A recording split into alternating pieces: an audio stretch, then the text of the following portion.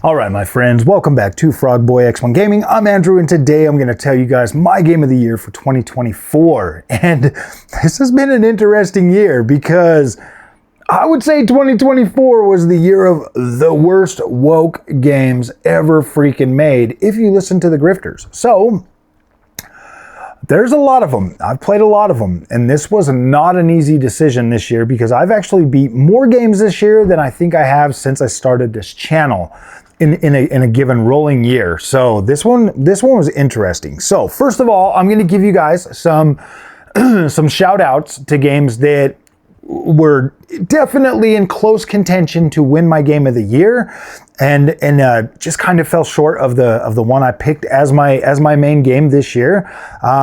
Please don't get mad if the games that you guys absolutely like or love or you think should be on here are not there. I have my reasons, but I will kind of talk about some of those games toward the end of the video today. None of this is scripted. This is all just me talking. So there was like three games that actually it was like four. It was like four, but one of them I'm not putting it in there just because I didn't beat that one. I'm still working on that one, but so let me tell you the three games, because there's three games plus my game of the year. I'm going to try to get through that part, and then we'll just talk about like the overall year of 2024 and what it meant for me. So first shout out is going to be Dragon Age the Veilguard. That game fully freaking entertained the shit out of me. I loved it. I thought it was incredible. I think you're doing yourself a disservice by not playing Dragon Age the Veilguard. Yes, there's some weird stuff in there. Obviously, they infested it with a little bit of wokeness, but 5 minutes of the whole game was literally devoted to wokeness, like new age hooey fooey wokeness.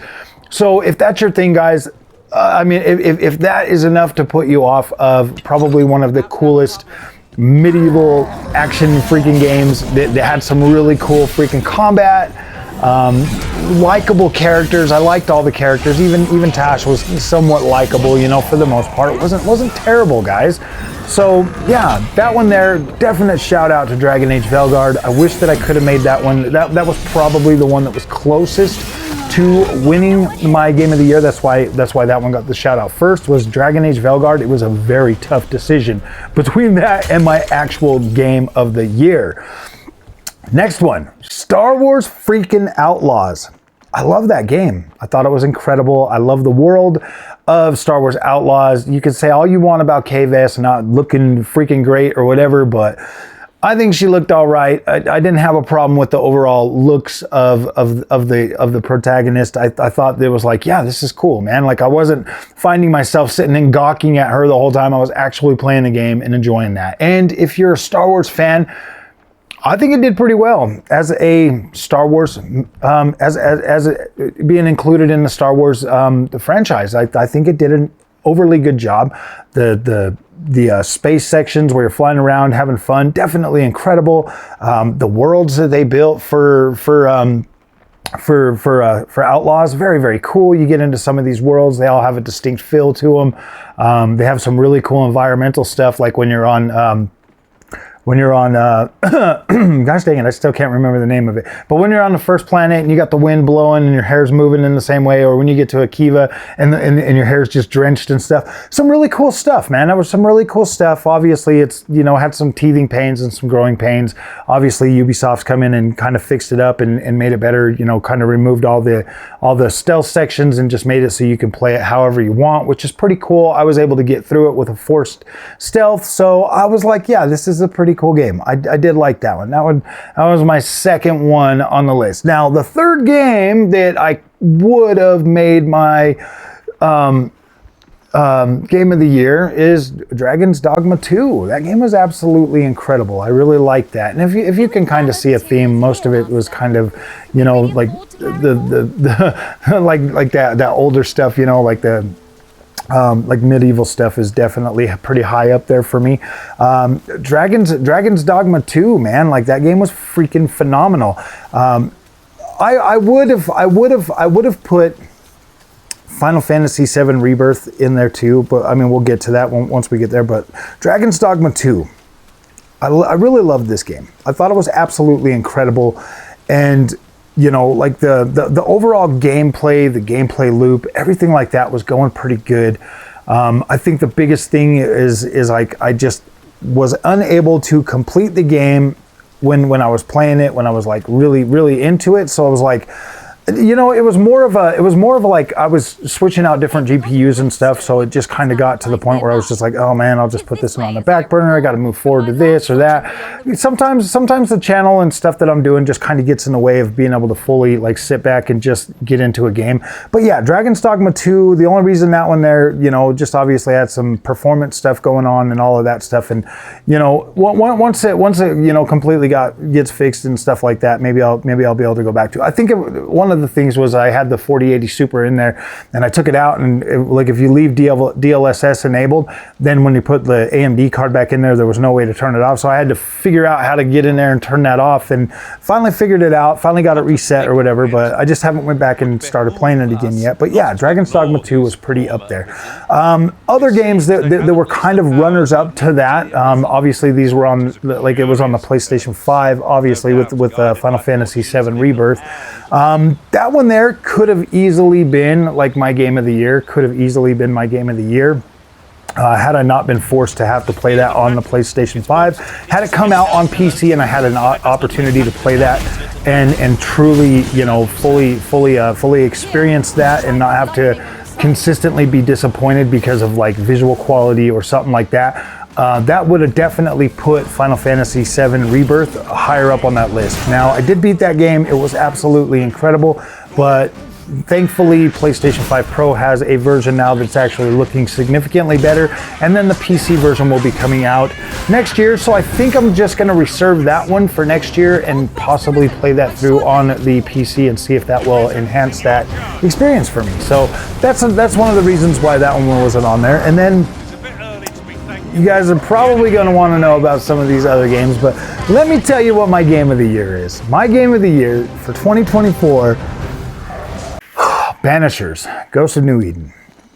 That game absolutely stands out above everything else that I've played as just one of the coolest freaking games that I've played in a very long time. Like the story, the individual ghost stories in Banishers, Ghosts of New Eden are sometimes annoying, like almost like they're pulled right out of, like, I mean, like some of the dialogue is a little bit cringe, but when you take this full game and you experience everything that Banishers Ghosts of New Eden has to offer through the ghost stories, through the exploration, through the incredible freaking world design, it really does kind of stand out above everything else. And then when you couple in the fact that there's multiple endings and like the decisions that this game asks you to make. Oh man, I thought that was cool. I thought it was cool. Like some of the ghost stories were a bit like, all right, whatever, but dang, like the things that it really lets you know, like depending on how you play this, like, could I really take innocent life to bring back my girl or something like that? It makes you think things through, like, and it gives you like some stories, like there was this one story about a slave owner and her slave, and she loved the slave, but she wouldn't free him. So that to see if he would reciprocate that love, she kept him a slave so she couldn't lose him, and then she dies and then gives everything to him, you know, and like frees him and everything after she dies, and he just like wants nothing to do with her, doesn't pray for nothing, and I'm like, oh my gosh, and then it asks you, oh, what to do, and like, I don't know, man, the way that game consistently made me feel through every one of these stories, you know, having to decide, am I going to try to bring Antea back, or am I going to take them out? And then at the ending, after, oh my gosh, I'm not going to tell you what I did, but oh boy, I did not expect that. Like, I was like, yeah, man, I more than did my part to try to get the ending. And yeah, talk about a freaking, whew, that was cool. That was cool. I absolutely recommend you play through that game.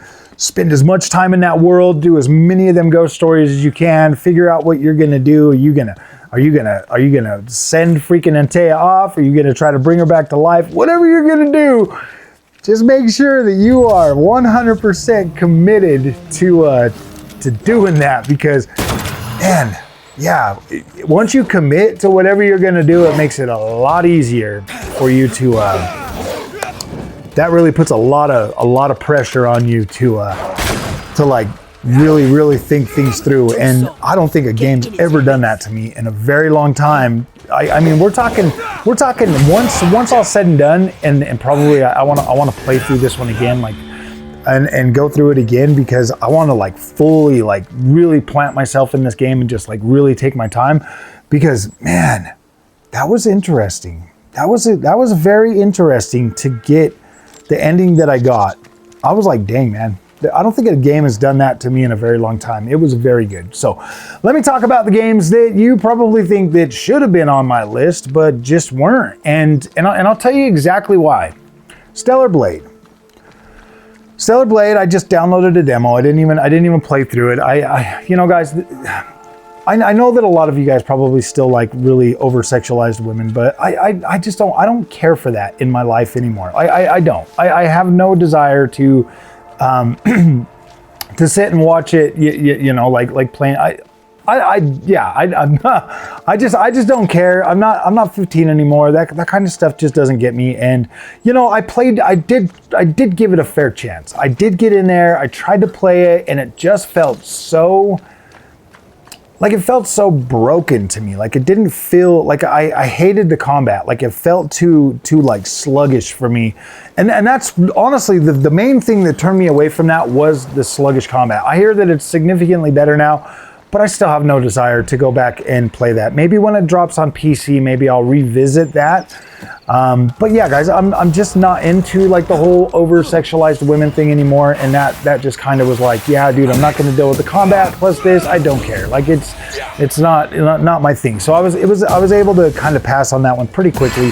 So if that was one of your games, guys, I'm sorry. I just, you know, I will maybe revisit it once it comes to the PC space, but I don't know. I still am, you know, kind of like, I don't really care to like, you know, watch the over-sexualized woman type deal anymore. So, I mean, like, yeah, it's not something that I care about anymore. Warhammer, Space Marine 2. I get why people like it, but to me, it just feels fairly generic. I played a couple of hours of it, and I was like, yeah, I don't know about this one. That's probably a game that I'll go back after a while and I'll jump into, and then it'll be fine. I'll just go through it. But you know, I got that one free with my 7900 XDX along with Unknown 9 Awakening. Yeah, I didn't really care much for it at like playing it. Like I'm not like super hooked on it. It does kind of look cool. Maybe it's better with friends, something like that. But you guys know me. I'm a single player freaking kind of guy. So yeah, that whole aspect of it, you know, is not even part of like the decision in that one. So yeah, guys, that kind of sucks. And then Black Myth Wukong. I know. You guys are like, how could that not be your favorite game, Frog? Well, it broke my $200 controller. First of all, that's why I quit playing it. I would have kept playing it, but it broke my controller, and I'm like, yeah, I'm not devoting another controller to this game.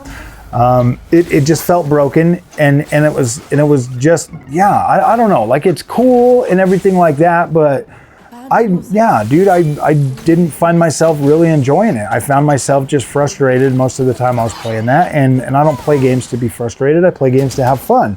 And that one there was just getting to the point where it was like the further and further I got into it, the more annoying and it started to get. It was like I would get stronger, then I would fight a boss, and they would let me know, oh yeah, nope, you're still garbage. And I'm like, dude, this is supposed to be an action RPG. not a Souls type game, and it doesn't do either right. Like, it doesn't do either right. It's not a Souls game, and it's not a freaking, because I mean, like, some bosses you'll get to them and you'll whoop them in one shot, and then the other ones it'll stop you dead in your tracks. Then you hit like a certain number, and then all of a sudden you can fight and get right through it. So yeah, I don't know. Black Myth Wukong just definitely wasn't in my things for like favorite game of the year or anything. I mean, maybe one day I'll go back and finish it, but like as it sits right now, yeah, it just wasn't really anything that like super like really stood out to me. Definitely has a beautiful world, cool looking characters, stuff like that. Like I can definitely see that. Like yeah, if you like this game, obviously guys, it's just I like the woke ones better apparently. I'm joking. No man. So yeah guys, that's pretty much it. I know there might be some other games, you know, like Stalker 2. I haven't finished it, so I'm not going to review that one yet. I'm still working on that one, but as it sits right now, everything that, you know, it's come out, you know, obviously there's Stalker 2, Hellblade 2 isn't even on my list, dude. I mean, seriously, like, how could it be? I knew it was all right, but yeah, I don't know. 2024 was an interesting year for games. Like, I get that, man. There was a lot of stuff that came out. There was a lot of controversial stuff that came out. Indiana Jones, you know, obviously that game is an incredible game, but it's making me sick when I try to play it, and I can't get through it if I'm sick. So yeah, dude, it's like one of those games that, like, I have that problem with some id Tech games. Some id Tech games I can play, some I can't. So yeah, guys, it's 2024 has been an interesting year. I played a lot of games. I beat a lot of games. Most of the games that I beat are third person over the shoulder games.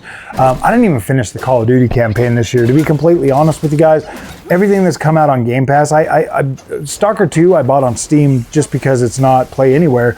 I haven't really paid full price for any Xbox game this year except for Hellblade 2, and that one there kind of put such an interesting taste in my mouth. It's like we sit here and we wait all this time for these games to come out, and then they come out and they don't do anything other than what the first game did, which is not a bad thing, obviously. You know, it's just like you've been on Xbox waiting for these bangers, and then they bring this out at the beginning of the year, and then nothing. It's like, yeah, dude, I enjoyed my one playthrough, and I'll probably never play through that game again. It was fine. I got through it. It was decent. It was a decent, fun experience. But yeah, guys, it's just not something that, I don't know, man. This has been an interesting freaking year. Interesting year. So I hope that my game of the year is satisfactory for you guys. I definitely recommend checking out Bannister's Ghost of New Eden. And yeah, guys, a lot of the other stuff was pretty fun, man. I had a good time. This was the third person over the shoulder year, and it was great. So all right, guys, if you like this content, do not forget to like and subscribe. I'll see you in the next one. Thank you for watching.